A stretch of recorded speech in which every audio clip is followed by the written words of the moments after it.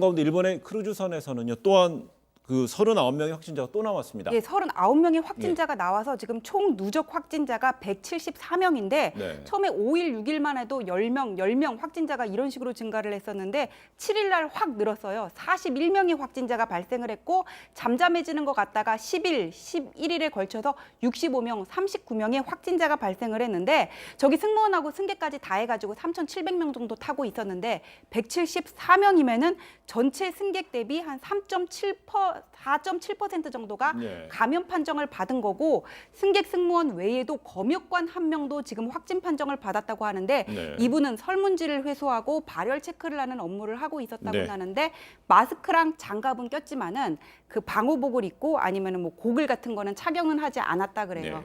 그런데 일본 정부 내에서도요.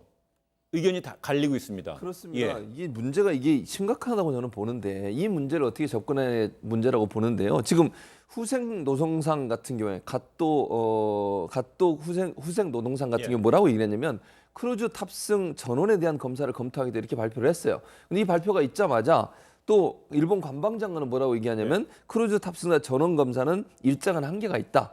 이유가 뭔지 아십니까? 이 민간단체 검사를 맡기나 봐요. 민간단체 검사를 맡기면 비용이 많이 들기 때문에 3,600명이나 되는 탑승자 전원에 대한 검사에 대해서는 아직까지 검토하고 있지 않다라고 밝혔습니다. 그러면 정부 관계자 두 사람이 전혀 다른 얘기를 지금 하고 있는 게 문제라고 보여지고 처음 출발부터가 문제가 심각했습니다. 일본 같은 경우는요. 이게 요코하마항을 지난달 20일 날 출항을 했거든요. 크루즈선이. 그리고 홍콩에 입항을 했는데 홍콩에서 내린 한 분이 확진자 검증을 받게 된 거예요. 그래서 이 닷새 후에 홍콩에서 일본 정부로 얘기를 해줍니다. 그래 하루 지나서 26일 날 참 얘기를 해줬군요. 그런데 그리고 나서 한참 지난 3일에야 일본에서는 이제 조사를 시작하게 된 것이죠. 그럼 그 기간 동안 왜 손을 놓고 있었느냐 이런 논란이 지금 일고 있고요.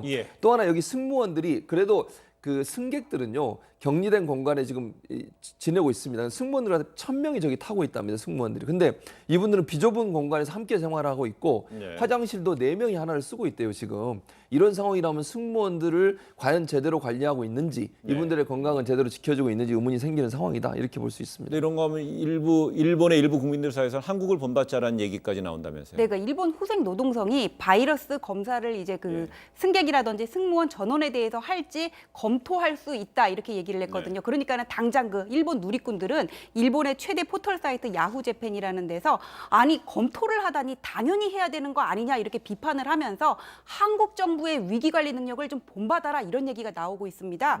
그러니까 당장 여기에 대해서는 일본의 한 방송에서 일본이나 한국이나 확진자 수는 비슷하다 이렇게 얘기를 하고는 있지만 일본의 국민들이 느끼는 감정은 재난 강국이라는 이름이 무색할 정도로 지금 이 코로나19에 대한 일본 정부의 대응이 부실하다 이렇게 느끼는 것 같고 그리고 한국 정부 같은 경우에는 감염 확인된 사례를 시계열에 따라서 동선으로 그 이동 경로를 다 공개하지 않냐. 일본 정부는 너무 안이한 거 아니냐. 지금 이렇게 불만을 쏟아내고 있습니다.